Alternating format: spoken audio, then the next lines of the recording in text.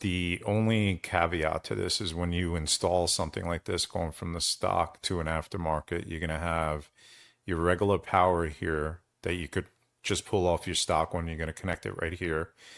And then you have your wiring, your sensor cable that goes back to give information and let your Jeep know what's going on. So that'll plug directly right into this little spot here. But then you have this new ground area. So when you're installing one of these, you are going to have to create a new ground cable.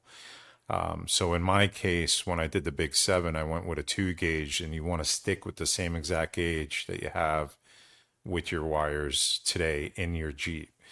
So in my case, I went with a 2 gauge, which I ordered off of Amazon. This is the particular one that I did order. It came with an extra power one. I was fine with that. You could always use these things later on. So I obviously used the ground one and then went ahead and made my own crimping for it.